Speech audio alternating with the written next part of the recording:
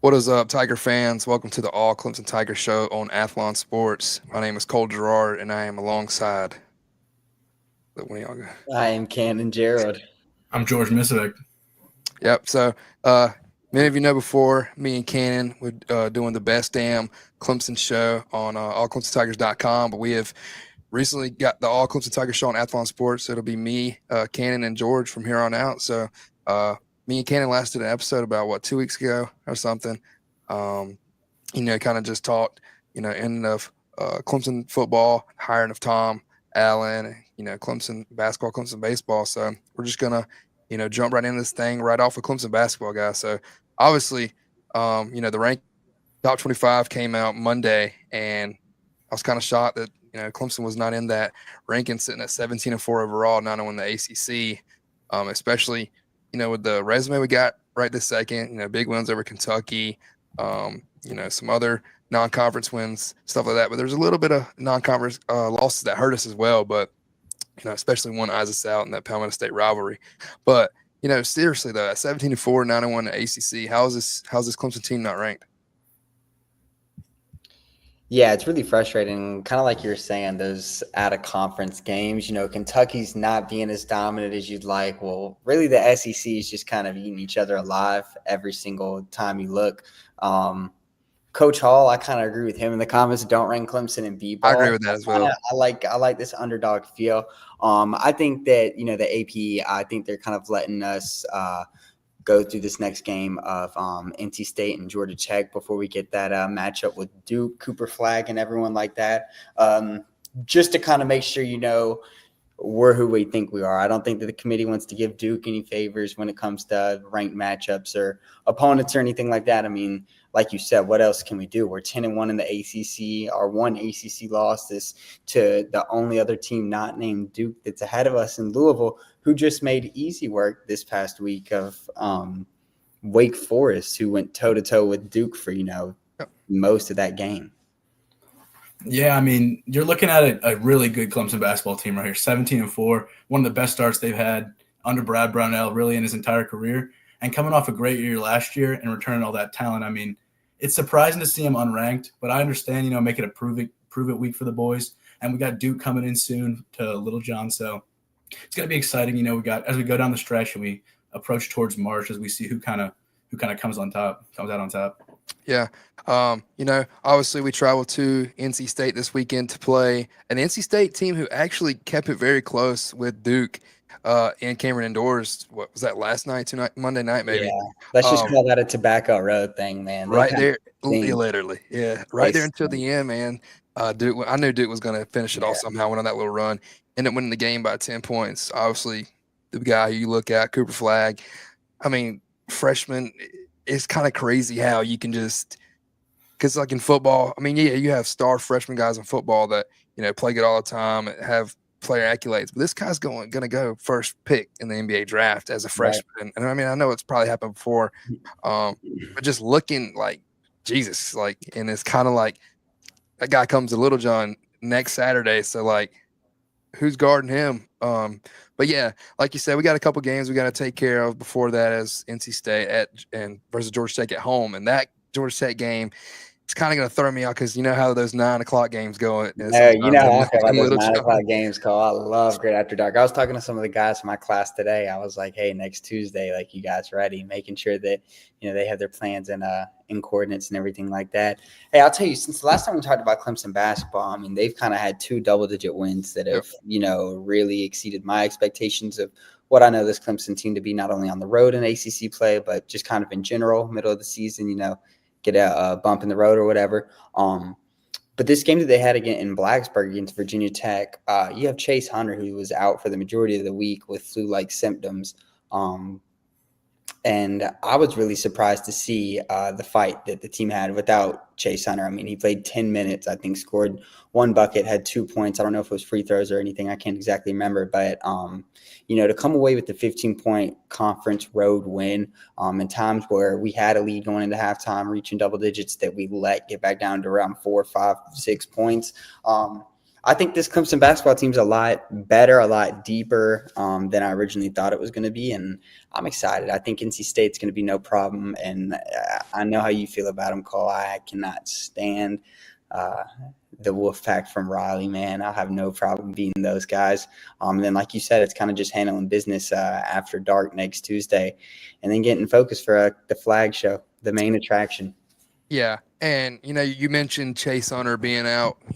2 Hunters out. Well, I guess you could say Dylan was out the whole game, but Chase got in right there at the end because it started to get a little close. But and as you say, we were able to score. I mean, look at Chauncey Wiggins. I mean, a guy like that who sometimes faces a little bit of lash in some games, but I mean, what a stud he is. And like like Brad Brownell says, I'm trying to think of the word he says about him, but he's the guy behind the offense most. Like sometimes like. Obviously, you look at Chase Hunter, Ian Shefflin, these guys, but Chauncey Wiggins is a big part of that Clemson 5. I mean, he had 34 minutes, 6 for 11 field goal, 4 for 6 at 3 points, and scored 16. And another guy I want to point out, obviously got Jaden Zachary, Victor Locken, who continue to play good, but Dale Jones, man, 13 points, 5 for 7 field goal, didn't attempt any threes, but I mean, the way that we were able to score without Chase Hunter, like you said, was a big. I didn't even know Chase Hunter was out until we tipped the ball off. Right. I didn't even look at Twitter or anything. I was just watching the game. I was like, where the hell is Chase Hunter? And I see him in his jumpsuit on the bench. I was like, got to be something. I was hoping he wasn't hurt because I remember he had gotten like in a little scuffle the last game.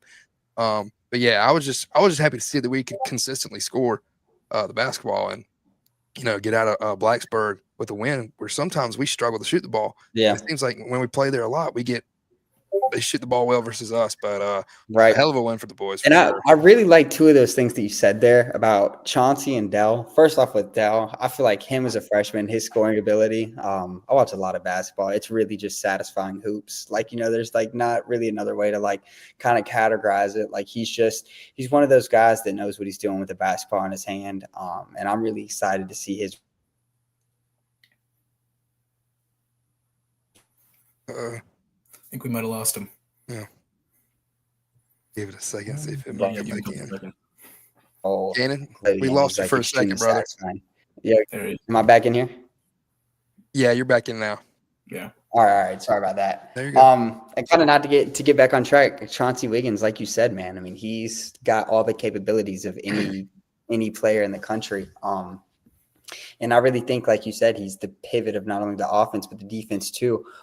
My complaint about Chauncey mainly is that he doesn't, go and try to play hero ball and more aggressive. And I think that was the quickest you have ever put a comment on.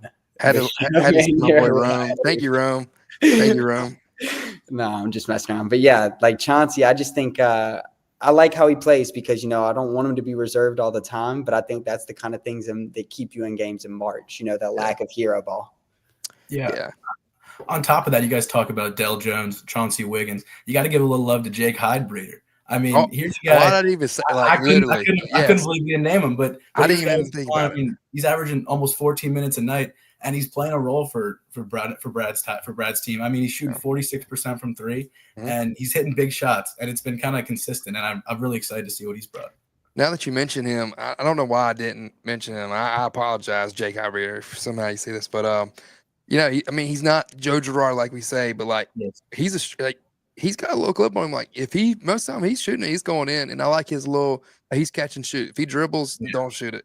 Catch and shoot it type of guy. So yeah, I like that you mentioned Jake Hydebreeder because last year him coming from Air Force, like who is this kid? And we're gonna redshirt him, this and that. I'm like, okay, well, must not be too. I mean, I got it now because he's kind of a Joe Girard kind of player, but you're not going to sit there and play somebody when you have Joe Girard on the floor. So I'm glad that we gave it a year and got him set up. Absolutely. I mean, you got guys who are willing to play roles. That's what builds up a great basketball team, especially in college. I mean, we looked last year at the Clemson team. We lost so much scoring. Joe Girard, PJ Hall. I mean, it's impossible to replace that kind of scoring. But when we've got 8 different guys who are playing double-digit minutes every night, I mean, you've got so many different ways to do it. And we've got, I think it's 6 different guys who have led the team in scoring in different games. So, I mean, I've loved to see kind of Victor Locken, like you mentioned, Chauncey Wiggins, everyone just stepping up so far. Yeah. So, I mean, obviously, like we said, three big games coming up. at NC State versus Georgia Tech, and then you play Duke on that Saturday, and then you turn around and play North Carolina on that Monday. I wish North Carolina was a little better this year than what they are right now. North Carolina is always a big opponent coming to LJC, and I still think it's still a huge game. I mean, it's still North Carolina at the end of the day. They lost a big one versus Pittsburgh, but one thing is, I still see a lot of people on social media stuff saying like, "Oh, I mean, of course, Brad Burnell's going to eventually win in his 15th season." I'm like, dude, what he's done, and like the portal classes that he's had set up, these recruits coming in. I mean, he's had a good recruiting class the last 2 years. I mean, we've had some big time recruits commit to us. So like like Cannon, you're a big college hoops guy. I mean, this Clemson is on the map in basketball right now, in my opinion. It's kind of like I think like you're saying, people criticize Brad for it taking so long, but I think he really just laid a foundation, kind of like you're saying with the transfer portal. Brad's been in the transfer portal. I know you hear Clemson in the transfer portal, and they usually don't miss. Brad's been there for a while. Yeah, and in admission, and what I like about Brad is he knows what he's going to get every single time. Like, he does a deep evaluation of his team. You can tell every year in the offseason. And he really sees what we're going to struggle with, and he goes and he gets replacements from other schools that can fit in, like you've seen in Zachary, Victor Lachlan. In years past, you had Brevin Galloway, Joe Girard. We're kind of a team that's built on that unitary line. And if you want me to be honest, I think that Brad's career is very reminiscent of Scott Drew, who, eventually won a national championship at Baylor.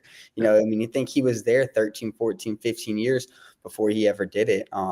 But Baylor is what we would see as a pretty big hoops program in a Big 12 conference that's been, the best before this SEC kind of rise in the past year or two. I'm kind of gonna, I think being a Clemson basketball fan has its ups and downs no matter what. You're not really used to anything, and then you have last year going to the Elite Eight, a couple maybe made shots, block shots away from a Final Four appearance. Really has you wanting to kind of fall back in love for it, but I think it's kind of a scare to touch a hot stove kind of thing. You know what I mean? I know me personally, as much as I love my Tigers, I'm going to support them in every single game. I'm a little scared to fall in love. Yeah, I mean, you kind of have to fall in love, though. That's the beauty of being a fan, right? And look at Clemson. I mean, this is a fan base that wants to be great in every sport, softball, baseball, soccer, whatever it is. Those fans are going to show up. And it's been indicative of the culture that Brad Brownell's created. But on top of that, Mr. Graham Neff, the athletic director, and his staff allowing him to build that culture. And obviously, we've heard a lot of slander for Brad. And frankly, at times, maybe he deserved it. But having that faith from Neff and being able to let him build that culture, I mean, that's been the difference, I think. Yeah. Now that you say, speaking about Graham Neff, I 100% thought Brad Brownell was gone after we lost the first round of the NIT. I thought it was going to happen that day or that night, the next day, the week after. Or I was just like, okay, I'm just waiting for it. And then they had the board of trustees meeting. It was like, look, this is it. You take this team to the tournament, or you're gone. And the fact I'm not even really mad that team lost in the first round of the NIT, because how the hell was that team even left out of March Madness, out of the freaking field? I mean, the wins they had that year were freaking good. I was just thinking, actually, the Snapchat mirror in my memories popped up today of Chase hitting the little buzzer beater and one at Florida State. Yes, 24 in the country. I mean, we started off 10-0 in the ACC. 5 in the ACC overall. It was just, dude, we went in that midweek game at Louisville, man. Louisville, yep. Who won like 3 games that year? Yeah, and of course, Clemson's one of them. But you don't get love. Clemson basketball respect sometimes. Nope. And then NC State gets in, but we beat them 3 times in a row, or 3 times by double digits each game. Dominated. And then lose to a good Virginia team in the ACC tournament. And, Jay Billis was calling that game, and I remember him saying, Clemson loses this game, but, they're 100% in the field. And I was like, okay, sounds like we're in the field. We're going to throw this one away, get ready for the tournament. And I'm sitting here watching the selection show. I'm like, we just get left out of the field. I'm like, geez. And then I was my brother was like, man, we should just decline the NIT. And I would have been fine with it at the end of the day. But of course, we lose to Morehead State. Was it Morehead State? It was one of some Murray school State, like Morehead that. State, or Something like that in the NIT. But and that kind of goes to the sense where, Coach Hall was saying, and you were saying that don't rank us, and I kind of agree with that because I've seen a lot of people were upset about us not being ranked Monday. But I'm like, I feel like we play our best basketball when we're not ranked, because as soon as I throw a number beside our name, we'll go lose the 9:00 game to Georgia Tech. Yep. And speaking of a Great After Dark versus Georgia Tech, we were up by 10 last year in that 9:00 game versus Georgia Tech with a minute left and lost the game in like triple overtime or something. Yeah, I remember having friends leave that one early, thinking that it was on ice. Yeah, I left that game early. Yeah, I left that game early. I remember that. Another thing about this basketball team, man, is you look at the schedule, and kind of like you said, it's a North Carolina team that you don't have to fear as much as in years past. Obviously, for when North Carolina is used to being for basketball. If you chalk Duke up as a loss, anything can happen in Little John, in my opinion, especially if you come in as a top 4 opponent. We know that. We've won, 4 straight against top 4 opponents in Little John. You're really looking at a very, very sub-tier ACC remaining schedule besides SMU. So bearing collapse, I think that we're poised to finish a second or third, kind of place standing, which I think is something that's very different for Clemson basketball and, hopefully kind of transitions into conference tournament success. Because that's really one factor where we've had no success really is we get into that dang ACC tournament and can't do anything. Yeah.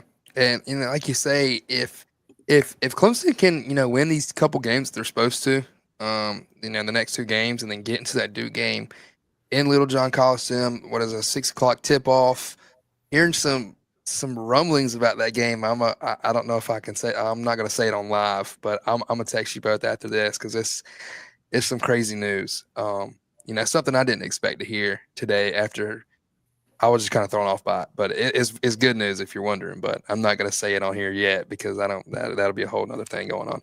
But, if you could get past these couple games, obviously Duke, North Carolina at home, this schedule plays out for the Clemson Tigers. And, you get past those couple big games.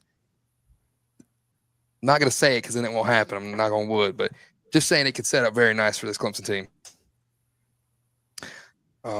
But you guys have anything else to touch up on basketball? I feel like we covered a lot. I'm all good there. Yeah, I think I'm all good. I think bracketology yesterday had us in as a 6 seed, so I'll take it. Yeah. Surviving. What were we seeded last year? Was it a 7? 7 or 6? I think 6. I think 6 sounds right. Yeah. No, well, it might have been 7 because we played the 3, right? Didn't we play 3 Baylor? 7, yeah. Baylor was the 3. It would be Baylor the 3 or was Baylor the? I can't remember. Arizona was the 2. Yeah, I know Arizona was the 2. Yeah. Well, we'll be right back after a word from our sponsors. The winter cold is on its way, and it's time to have your heating system serviced. Just like changing the oil in your car will lead to longer engine life, having an annual tune-up on your heating system will keep you warm in your home all winter long. Annual furnace tune-ups will keep your utility bills in check and your warranty intact. It catches little problems before they become big headaches, and it also improves the quality of the air in your home. If you haven't had your heating system inspected by a professional yet, schedule your annual tune-up with Blue Ridge Heating and Air today. Ever find yourself needing custom gear that really stands out? At Carolina Printing Sports and Trophy in Hartsville, SC, we personalize everything from t-shirts to trophies, making sure your brand or team logo pops. Whether it's screen printing, embroidery, or dazzling plaques, we've got you covered. Swing by today and let's create something unique just for you. Are you tired of scrolling endlessly to find the perfect deal? Who said that? Me. Ah! Who are you? How did you get in my house? Be not afraid. I'm the Frugal Fairy. See, at the Frugaling Shop, we bring the best deals to your doorstep, so you can spend less time searching and more time saving. Yes, hello? There's a man with wings standing in my living room, and I'm scared.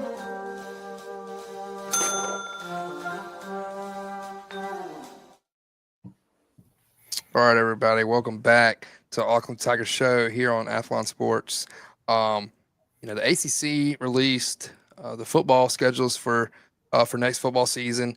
We kind of knew we were going to play, just didn't know what dates and stuff like that. So we'll cover that a little bit. Obviously, the opener in Death Valley against the LSU Tigers. I think we haven't played LSU since the national championship in 2019. Got a fair record against LSU, if I'm correct. But obviously, that's going to be a huge first game in Death Valley that could actually put a good resume up right after week one. So, obviously, we've added a couple transfers this season. Tristan Smith. When I think of Tristan Smith, I think about baseball. But Tristan Smith coming from SEMO, Will Helt from Purdue.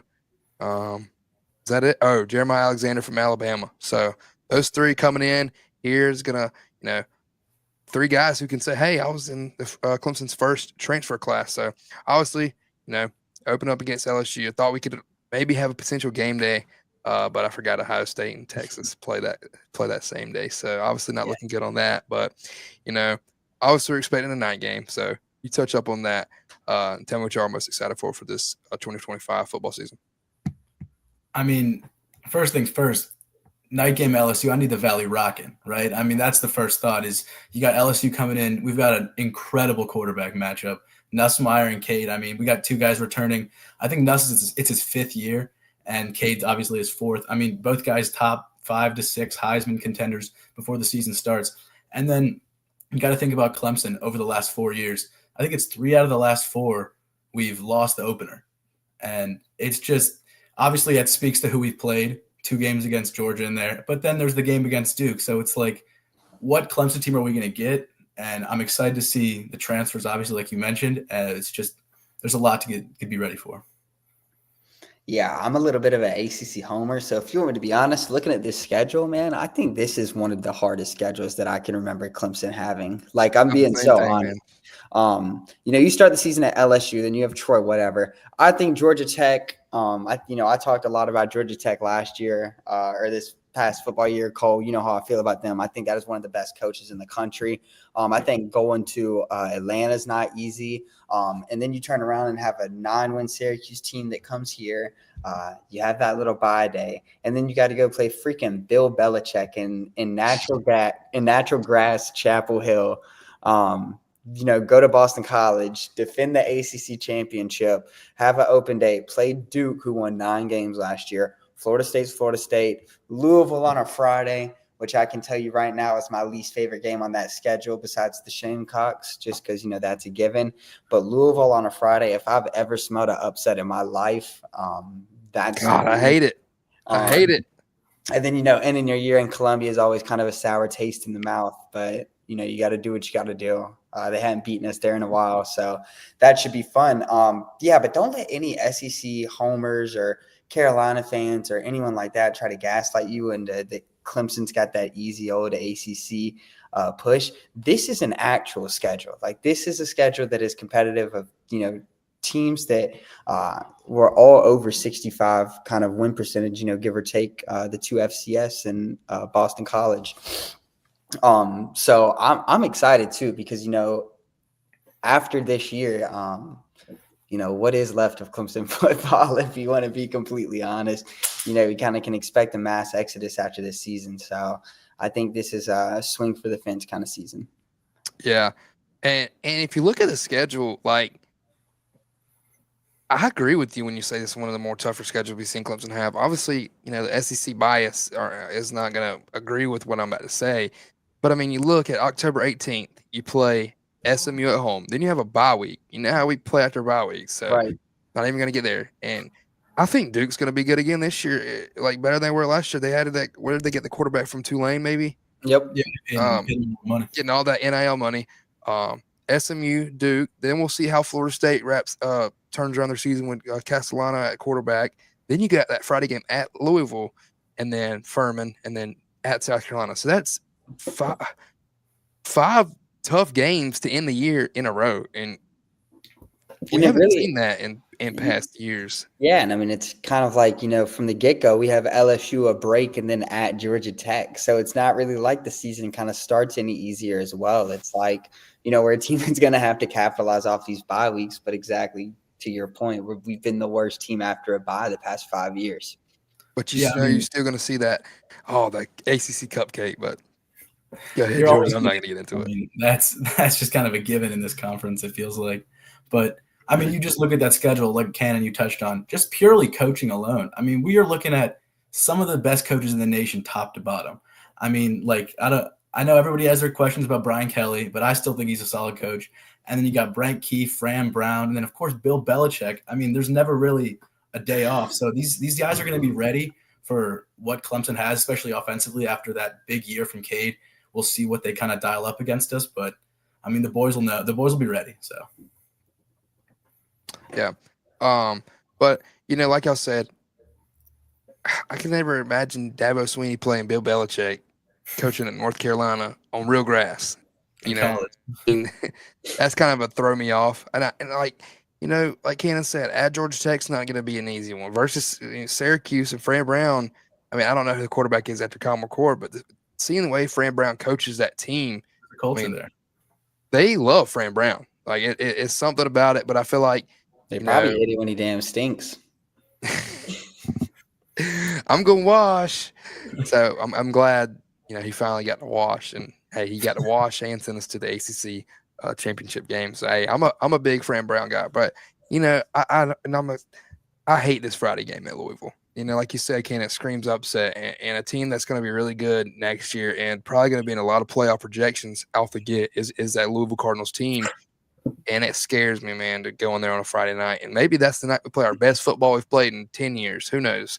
But Friday and Clemson does not match at all. And we've seen that in the past against Syracuse and teams like that. But other than Syracuse, who have we played on Friday night that I can remember in the recent years? Yeah, not really anyone, that I can think of. Sunday, I think. Duke was a Monday. Duke was Monday. We've been playing these Labor Day games. Yeah. Well, like we said on the opener, too, these are two teams that don't like to win the opener. LSU has not won the opener in 3 years. We hadn't won it since 2022, but we've also not opened at home since what? 19, 18. I mean, it's 20. Where did we open up in 2020? Or that was COVID year, so that was I don't really count that because that was a throw me off year. But I can't really remember, and it might have been. I don't know. It might have been that Georgia Tech game. I don't know. It could have been Trevor Lawrence freshman year. You don't know. It's been a long time. But obviously, two teams that hate to win the openers face off. And thank God it's in our Death Valley. But we got to go to their Death Valley next year. I'm not going to tell you which one's the better Death Valley. I think you can figure that out yourself. Yeah, and kind of just to highlight on that Louisville game again, not to beat a dead horse, but they had played Miami at that point. Miami too, just I think interesting. Did you see that they don't leave the state of Miami until what, November? The last 2 weeks of the year. Their last 2 weeks, the last two games are both bye games, and those are the only two times that they leave the state of Miami all year. But anyways, Louisville have already played Miami, and then they got us coming to them on a Friday night, and then they have SMU the next week. So we got this game, last conference game of the entire year. This very well could be for a berth in the conference championship. So, just it's kind of as important as it could be, I think. Yeah. I completely agree. George, you got anything? Yeah, I'd like just kind of emphasizing what you're saying there. That home stretch, Duke, Florida State, Louisville, Carolina. I mean, that's make or break right there. November in college football feels like a century. And so, I mean, I'm excited to see Tom Allen, kind of how he puts together a long season and hopefully brings us to be playing our best football once we get into November. And that's pretty much it. Yeah, I completely agree. But if that's it on the schedule release in 2025 Clemson football. Actually, sorry, I have one more thing. I don't mean this literally. We can go 1-11 next year. But just please win the Palmetto Bowl. Please. I cannot stop. I can't stand it. I can't stand it. And I'm not going to touch base on Shane Beamer and them, but I kind of laugh when, they lost to Illinois because, all that playoff jitter jatter went away and it was nothing. Nothing anymore. So I'm going to let that go. But that's it. We're going to slide to what I've been waiting for to talk about this episode. My favorite time of spring, Clemson baseball. I'm a big baseball guy. I love college baseball. I hate when people ask me what my favorite sport is, college athletically, because I'm like, I like baseball, football, and basketball very much. They're like, okay, rank the three. I'm like, I can't do it. Anyways, so obviously Clemson baseball coming up February 13th or 14th. We're opening up for the first time since 2005, I think, away from Doug Kingsmore Stadium, February 14th in Arlington, Texas, in the Shriners Children College Showdown. You know, kind of showing the culture that Eric Bakich has brought back into Clemson baseball, getting invited to these kind of tournaments and stuff like that. You know, looking at your first three games of the year could potentially be regional host. You know, guys that made the tournament first game of the year versus Oklahoma State, who is ranked in the top 25, I know for sure, and then Arizona, and then obviously we've seen Ole Miss the last couple of years. You know, they haven't been very good since that national championship. But, you know, guys, talk to me a little bit about, you know, opening up in Arlington and the Shriners Classic and the Ranger Stadium is not really ideal for Clemson baseball. And going into year 3 of Eric Bakich, you know, what are you guys most excited for about this upcoming season, you know, coming off of that super regional host and regional host? Yeah, I mean, we just talked about football with the tough opening test. I mean, here we are again. And I mean, Oklahoma State, of course, that's a team that's always going to put together a solid roster. But I think opening up in Texas, being able to get that test out of the way, I really like that. I mean, obviously, you're not going to have a ton of guys who are throwing their hardest on February 14th, a ton of guys who are feeling as loose as they can. You know, we've got some guys coming off injury, a couple of really important pieces. But just being able to go toe-to-toe with those elite rosters and do it in such a cool environment. I mean, Texas, that stadium is awesome, and I hope it's televised because I can't make it out there, but I hope they've got a great stream set up. Yeah, I think it's going to be like on Flow Sports or something like that. It's not going to be on like ESPN or nothing. That game last year against Carolina, the neutral site, but whatever that they had that stream going. Hopefully it's not that. I don't know. Yeah. Yeah, I kind of think like George said, you know, just excited to see what the team can do. I think Bakich surprisingly might be the most passionate out of the 3 big sports at Clemson when it comes to head coaches. He wants to win, and you can tell how the season has ended the past 2 years hurts for him. So I kind of think opening it up in Texas is a good way to, you know, kind of see the water, see what we're struggling at. I feel like we're kind of we're plugging a couple holes this year. Relying on, you know, guys that have never suited up in orange and purple before. And, you know, of course, that's never a bad thing, but it's just kind of a level of uncertainty that I think we're going to be faced with fast, considering that we're playing such a good opening schedule. Not to mention, you know, we come back and then have the Clemson Invitational right after with who is that?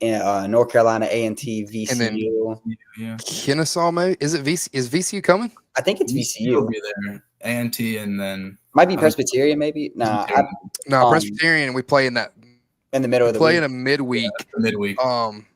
So we'll go to Texas, and then we'll come back, play midweek against PC, and then it'll be that invitational or whatever. You know, and then after that invitational, I just pulled the schedule up. You know, you have a midseason game against Winthrop, and then it's South Carolina. It's, you know, to the fans, the most important series of the entire year. And, you know, you're less than a month into the entire season. So I'm really excited to see how this team will kind of face challenges. And, you know, I think the thing that excites me the most is the potential to see maybe some infield help from Jazz Chisholm. Dude, what a collab, you know. Didn't really. I mean, I knew when they signed the absolutely ridiculous deal. You know, I knew that was what Jazz Chisholm repped. I was like, okay, that's pretty cool. You know, once we signed, you kind of thought, or I thought at least that. I don't know what that noise is. Can y'all hear that? A little bit. I don't know. Anyways, but I kind of thought to myself, you know, Jazz Chisholm, you see him repping that kind of stuff, you know. Who else is going to start repping it? What other colleges are going to get signed to it? And then, you know, Absolutely Ridiculous comes out and says, this is Clemson exclusive. Sorry, I'm trying to end this. Sorry. You know, it's Clemson exclusive. This is only what Clemson's going to be repping for a little bit. And I'm like, dang, so this is huge, you know. And then we brought Jazz Chisholm in, you know, spends the day with the Tigers. You know, we got to interview him and talk to him a little bit. So that was pretty cool. Repping the hat, as you can see. I think the gear is sick, and I think, you know, looking and adding on to Eric Bakich, man, and the culture that he's bringing, and the culture's always been here with Clemson baseball, but we kind of saw it die down, you know, in the Monty Lee days, and you know, it wasn't, you know, we've only missed the tournament 3 times in program history, and Monty did it two years back to back. So that was enough to get him out the door, in my opinion. But just seeing, all this collab Eric Backich has done, Jazz Chisholm, absolutely ridiculous. The Savannah Bananas, and now the Savannah Bananas are playing in Death Valley, who just sold out an 81,000 people crowd. It's insane. And then obviously the big news everybody was happy about is alcohol sales coming to DKS. And I don't care what anybody says, I'm giving Eric Backich credit for all of that. Because we saw it in his press conferences last year after game. He's like, dude, this place is rowdy as it is already in regional, super regionals. Can we get the beer drinker? Like, and I'm not going to, everybody knows people are already drunk inside the games, whether you like it or not. All the crowds on Facebook are hating it, but like tailgating, you're drinking, people sneaking in, you're drinking it. It's just going to add that extra fire that everybody's been looking for. And like, now the people don't have to go back to their cars during the game and get, it's there. So I thought that was a big thing. And I'm giving it, like I said, I'm giving Eric Backich the credit for all that because he was fighting hard for it last season and that super regional stuff like that. And then I don't think he was really supposed to tell us the other day that they were doing it, but he was like, I don't care. I'm telling you, we're selling alcohol. It's going to be in the beer garden over there and this and that. So obviously everybody had a bunch of questions after that. But I think, and I think Clemson's late to the crowd on that. Obviously South Carolina approved it in 2020. We know how that crowd was going to be, but just I wanted to say it like when we were talking about the football schedule, opening up night game against LSU in the Valley, the place is going to be absolutely exploding. That first touchdown, Kay Klubnik to Antonio Williams, the beer showers on the hill. I'm not going to get into all of that, but I think it was the best thing Clemson Athletics could have done, in my opinion. Yeah, I agree, and I think maybe in the near future you have an all Clemson Tigers 999 challenge live stream during one of these baseball games or something. I mean that sounds awesome. But no, you can't talk highly enough about Eric Backich. He's just come in here and like you said, Monty Lee, a couple tough years for him. Not to discredit him, but he wasn't the guy for the job, right? And Backich, he's come in here and he's just absolutely elevated guys and elevated the program as a whole. If you watched that regional and you saw that crowd, that super regional crowd, it was awesome. That was the best thing I've ever been a part of. It's hard to say it wouldn't be, right? And then on top of that, not just off the field, but on the field, we saw, like Cannon, you mentioned, we're plugging a lot of holes with a lot of guys who have never worn orange or purple before. But it's something we've done before. We saw Jacob Hinderleader come in here last year and have career highs in doubles, homers, and RBIs. After playing at Davidson, which is not the ACC, he's still having career highs. He's playing better. Same with Jimmy Obertop, came in here, had career highs in homers and doubles. This is what Eric Backich has done since he's gotten to Clemson, and I expect him to keep doing so. Yeah, and looking at those transfers last year, like you said, we got Andrew Truffaut back for this year, but you had Jacob Hinderleiter, Jimmy Obertop, pitchers Matt Marshall. I know I'm missing a couple. Alden Mathis, Alden Mathis, his first ever career at bat at Clemson, hit a grand slam against Xavier. So I know, and I think that just brings back again the culture of Eric Backich. Those guys love to play for Eric Backich, and all they talk about is Eric Backich this, and the collabs. Like, these kids want to be a part of stuff like this. Like, what college team just gets to hang out with Jazz Chisholm further down? I know they're all going to probably, some of those guys are going to be on that level eventually, but somebody that reps the game and loves the game for what it is, like Jazz Chisholm comes and does all that, and now he calls himself an alumni of Clemson, so I expect him to be back, and you never know the kind of stuff that can go ways with that. I expect more crazy collabs to come through. You never know. We're probably gonna be sponsored by Lamborghini here in a couple weeks. Just stuff like that. But I think this is the best hire. I really was not expecting to hire Eric Backich. Once Monty Lee departed, I for a minute I was like Kevin O'Sullivan maybe from Florida. I never knew. And I knew Eric Backich was going to be one of those guys they called. Obviously he was a World Series finalist against Vanderbilt not too long ago, 4 or 5 years ago. And looking at the guys he brought from Michigan, Riley Bertram, who was one of the biggest, he had the most craziest IQ ever. Could play the field. could hit the ball. So I think it was the best thing Clemson baseball could have ever done was hire Eric Backage, bring him here, and I think he will retire here. I kind of got scared a little bit this summer when that Texas job came open because all I see on these message boards, Eric Backage is leaving Clemson. I was like, there's just no way. There's just no way he does it. And speaking of Eric Backage, obviously everybody knows he'll be suspended for the first 2 games against Oklahoma State and Arizona for that super regional ejection, along with Jack Crichton will be ejected for the first game, and then Coach Jack Leggett as well. And I think that scene there is what fired the whole freaking stadium up. All the recruits were posting, I can't wait to play for this guy, this and that. One thing I was kind of upset about, Jack Crichton getting suspended, or Jack Crichton's ejection, I think, was stupid to begin with. But the guy who started the whole daggone thing is at South Carolina now, so not going to jump into that. But it's a new year, can't wait for it. Just a couple weeks away. But I kind of right here, I'm gonna go into projecting a start 9 and pitch rotation. I don't know if you guys have anything that you wanted to project as well, but I just kind of got a little thing. Obviously, I'm just going to project the starters in no order from 1 through 9. Obviously, you're going to have Cam Kenrell in center field.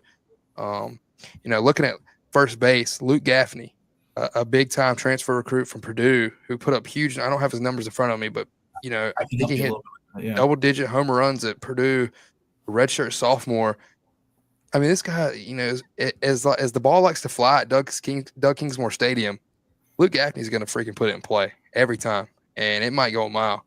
Might end up at the football facility. So if Luke Gaffney's up to bat, I'd go stand out there at the football facility. You might can catch one.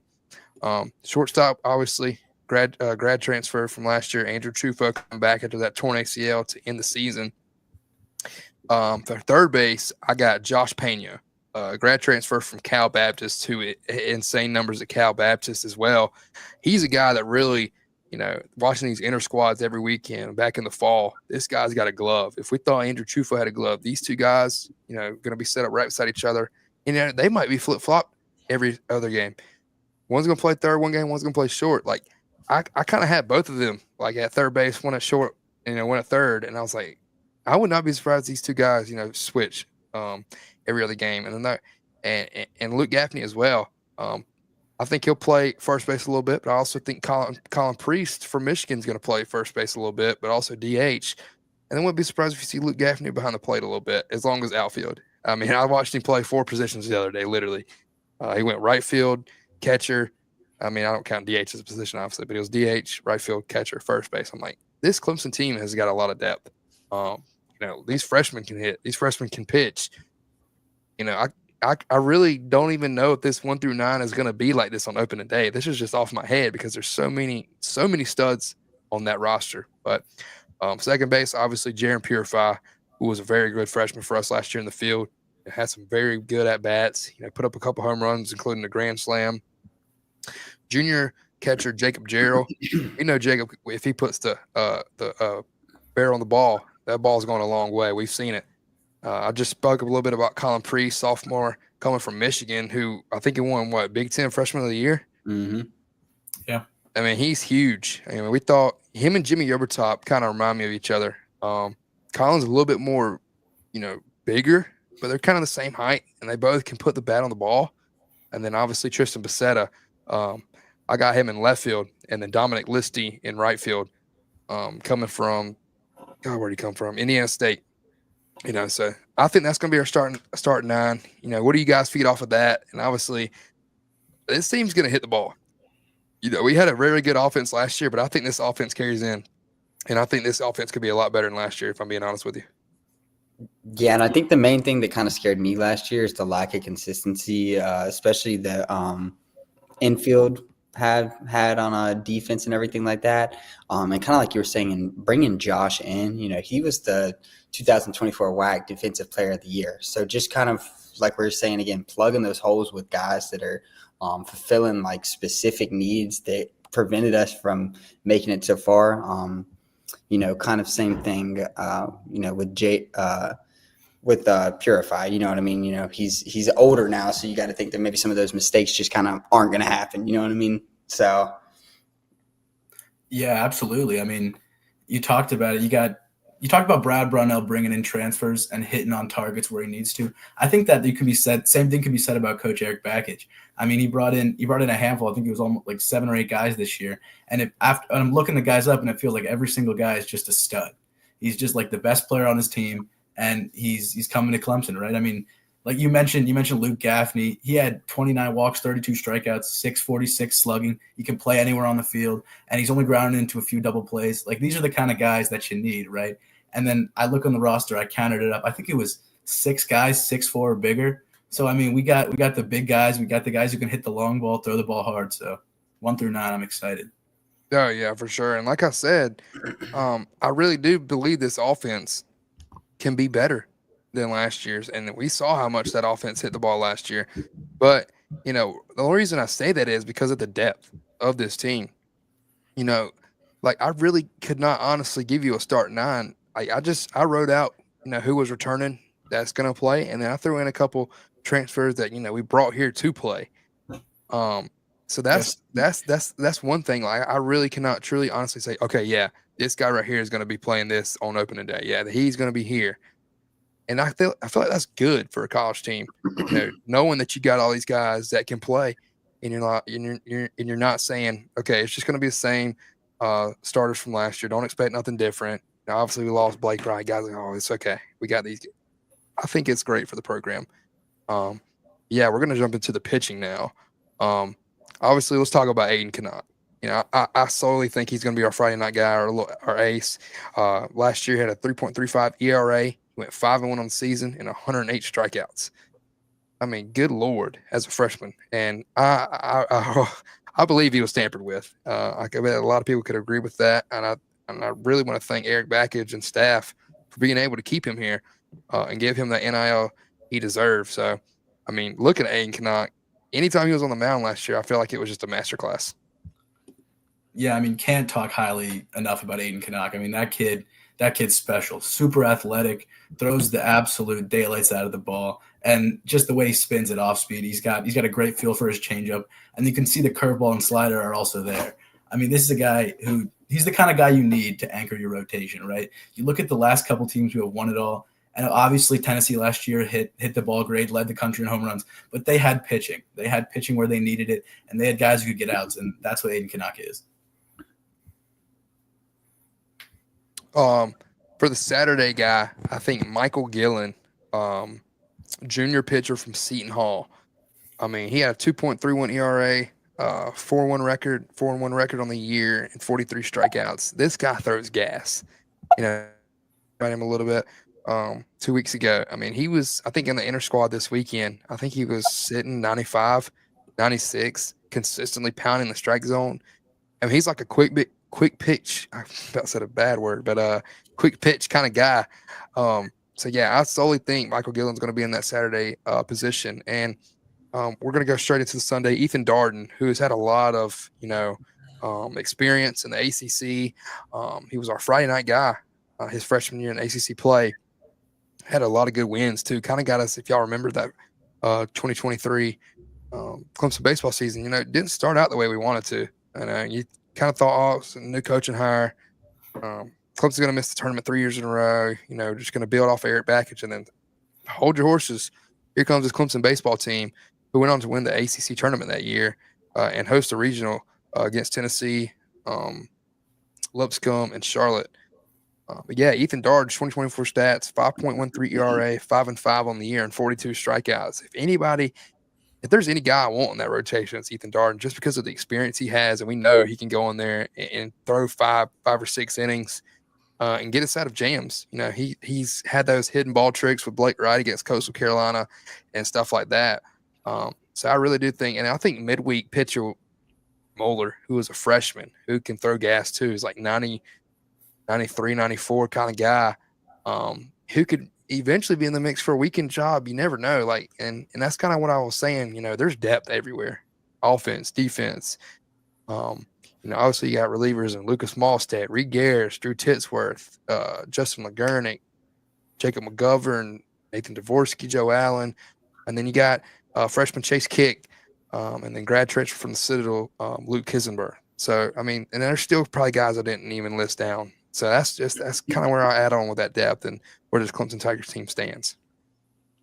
Yeah, I mean, the depth is going to be a huge piece this year. We're losing 22 starts in the form of Billy Barlow and Tristan Smith. Barlow to Florida as a transfer, and Tristan Smith to the Reds, I believe it was, in the 5th round. Yep. And of course, once again, Eric Bakich hits the nail on the head, and he picks up guys. A guy like Michael Gillen, sub-2 career ERA, throws the ball hard, doesn't walk a ton of guys. He's going to get his strikeouts. I mean, it's the perfect fit, right? And then again, like you mentioned, to have a guy like Ethan Darden, after seeing Aiden Canuck and potentially Michael Gillen coming at you 94 to 96, to see a guy who maybe doesn't throw 96, but a guy who can throw strikes, he can locate everything, and he's going to be able to get outs when he needs to. I mean, that's a nasty rotation. Kenny, you got anything? Yeah, I just kind of think that between Gillen and then Dane Moeller, those are my two most excited because pitching, growing up an Atlanta Braves fan, has kind of not been the easiest thing in the world and scares me the most. And it's, to me, what we lacked the most in our last 2 runs, kind of at Omaha. So I'm really excited to see a seasoned crew, and kind of like you were saying, I'm glad that it's looking like Ethan's going to get that final nod at being a weekend pitcher, because like you were saying, I think the only guy that has the ability to beat Ethan in United is Ethan. I kind of think he's one of those guys to go out there and play insane, or if he's in his head, might not play as well. So I'm really excited to see what a third year will do for him and the whole pitching staff as a whole. Yeah. And I think this is level 3, in my opinion. I call it level 3. Obviously, third year of Eric Bakich. His first year hosted a regional. Last year hosted a regional, won that, hosted a super regional. So level 3 obviously is Omaha. And I do think this 2025 squad will eventually will in fact get us back to Omaha. I mean, the pieces are there. The roster's there, the staff's there. It's all about how you play baseball. But I solely think we can get this squad back to Omaha. Yeah, I mean, talent-wise, there's no question, right? I mean, just the way he's recruited in and out of the portal and in high school, Bakich is getting it done. So definitely. Yeah, and I can't believe I didn't list this guy back, but Casey Talent, who has been on the roster for a while, came back from labrum surgery last year, and something went wrong with his surgery, I think, in his recovery process that put him out a lot longer than he expected. But he threw the other day, and he was throwing the ball well, and BJ Bailey as well. A good lefty we have in there. So I'm excited. I can't wait. It's coming, February 14th in Arlington, Texas. Make sure you guys tune in. Year 3 of Eric Bakich. But other than that, you guys good? Yeah, I think I'm good. Yep. So Cole Gerard, Cannon Gerald, George, I'm not going to pronounce your last name because I don't know. It's Misavec. Okay, I thought it was Misa. Okay, sorry. Yeah. Misavec. But so we'll be back next week. To keep talking Clemson basketball. We'll speak a little bit about Clemson football in the offseason, and then obviously, Clemson baseball is edging closer. But as always, thank you guys. We'll see you guys next time on the All Clemson Tigers show on Athlon Sports.